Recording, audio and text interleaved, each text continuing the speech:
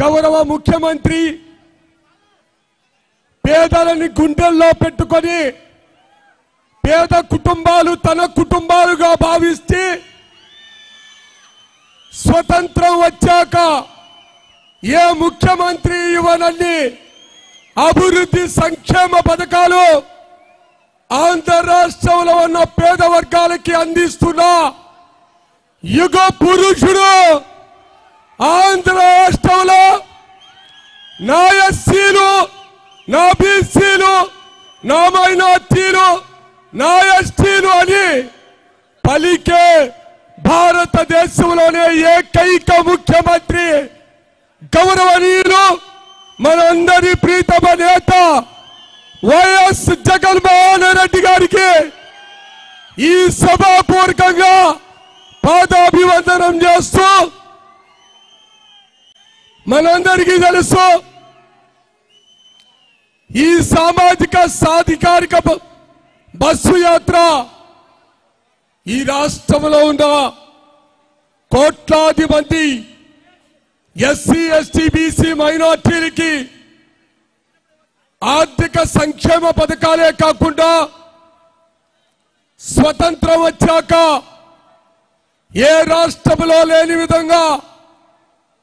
ఈ వర్గాలకి రాజకీయ ఆధిపత్యాన్ని ఇచ్చిన విప్లవాత్మకమైన పరిపాలనలో మార్పులు తీసుకొచ్చి దేశం గర్వించదగ్గ ముఖ్యమంత్రిగా చరిత్రలో నిలిచిపోయారు మన ప్రీతమ ముఖ్యమంత్రి వైఎస్ జగన్మోహన్ రెడ్డి గారు. నవరత్నాల పథకాలు ఈ 4 సంవత్సరాల 9 నెలల్లో 2,42,000 కోట్ల రూపాయలు ఎక్కడ స్వార్థ రాజకీయాలు లేకుండా కులాలకు అతీతంగా, మతాలకు అతీతంగా, ప్రాంతాలకు అతీతంగా, పార్టీలకు అతీతంగా అద్భుతంగా ప్రతి ఇంటి గడపని తట్టి వాలంటీరీ వ్యవస్థాపకుడు గౌరవ ముఖ్యమంత్రి వైఎస్ జగన్మోహన్ రెడ్డి గారు మీ బిడ్డలైన వాలంటీర్ల ద్వారా మీ ఇంటి ముందుకు తీసుకొచ్చి సంక్షేమ పథకాల సారథిగా ఆంధ్ర రాష్ట్ర చరిత్రలో నిలిచిపోయిన విషయం కూడా మనందరికీ తెలుసు. ఒకవైపు సంక్షేమ పథకాలు విద్యా వైద్యానికి అగ్రపీఠం వేస్తూ పేద వర్గాలు నిజంగా అభివృద్ధి చెందాలంటే, ఆ కుటుంబాలు సామాజికంగా అగ్రవర్ణాల చేరాలంటే విద్య ద్వారానే సాధ్యమని డాక్టర్ బిఆర్ అంబేద్కర్ గారి ఆశయాలని పునికి పుచ్చుకొని ఈ రాష్ట్రంలో అమలు చేస్తున్న ముఖ్యమంత్రి పేదల పాలిట పెన్నిధి గౌరవ ముఖ్యమంత్రి వైఎస్ జగన్మోహన్ రెడ్డి గారు 36,000 కోట్ల రూపాయలు ఈ రాష్ట్రంలో ఉన్న పేద వర్గాల బిడ్డలకి ఉన్నతమైన చదువు కోసం ఇంగ్లీష్ మీడియం ఆధునికమైన విద్యా విధానాన్ని పేదల గుడిసెల్లోకి తీసుకెళ్లిన అభినవ పూలే మన గౌరవ ముఖ్యమంత్రి వైఎస్ జగన్మోహన్ రెడ్డి గారు. మీరందరూ ఇప్పటికే అనుభవిస్తున్నారు. ఈ 4 సంవత్సరాల 9 నెలల్లో ఈ రాష్ట్రంలో ఉన్న పేద కుటుంబాల బిడ్డలందరూ ఎంత చక్కగా ధనవంతుల బిడ్డలు ఏ విధంగా చదువుతున్నారో, ఉత్తమమైన ఉన్నతమైన ప్రైవేటు పాఠశాలలో చదువుతున్న, కాలేజీలో చదువుతున్న విద్యార్థుల కన్నా మిన్నగా నాడు నేడు ద్వారా రాష్ట్రంలో ఉన్న ప్రభుత్వ పాఠశాలలన్నింటినీ కూడా అభివృద్ధి చేసి పేద బిడ్డలు కూడా కోటీశ్వరుల బిడ్డలతో పాటు సమానంగా విద్యను అందిస్తున్న విద్యాదాత మనందరి ప్రీతమ నేత గౌరవ ముఖ్యమంత్రి వైఎస్ జగన్మోహన్ రెడ్డి గారు, మీ అందరికీ తెలుసు, పేద వర్గాల కష్టాలు, అనారోగ్యం వచ్చినప్పుడు అప్పులు పాలైపోయి ఆస్తులు అమ్ముకొని విపరీతమైన కష్టాలలో ఉన్న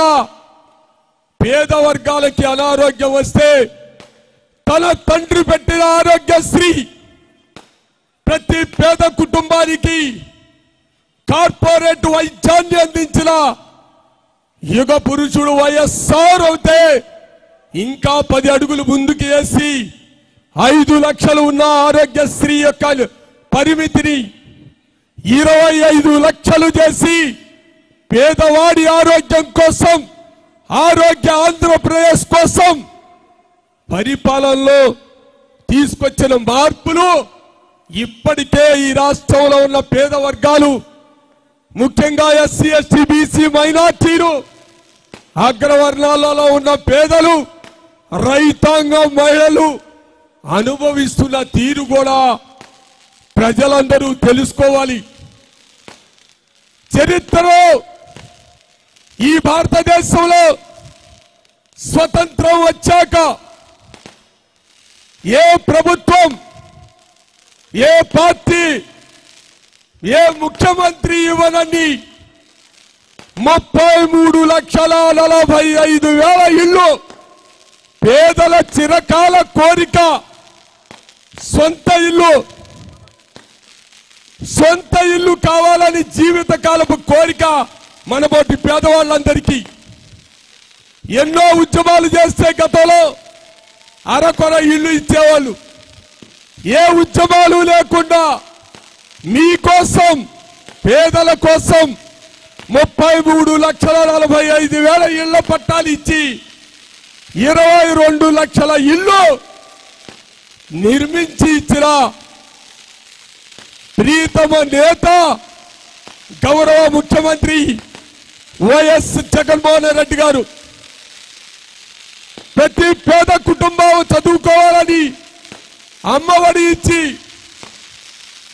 ఓటు లేని 1వ తరగతి నుంచి 10వ తరగతి విద్యార్థులకు కూడా ఉన్నతమైన విద్యను అందించిన మహానుభావుడు వైఎస్ జగన్మోహన్ రెడ్డి గారు. చేయూత ఇచ్చిన, ఆసరా ఇచ్చిన, విద్యా దీవెన ఇచ్చిన, వసతి దీవెన ఇచ్చిన, నేతన్న నేస్తం ఇచ్చిన తనకు సాటి మరొక ముఖ్యమంత్రి ఈ దేశంలో లేడు అనే విధంగా పరిపాలన అందించిన మహానుభావుడు మనందరి ఎదుగుదల కోసం, అభివృద్ధి కోసం నిరంతరం శ్రమిస్తున్న శ్రామికుడు గౌరవ ముఖ్యమంత్రి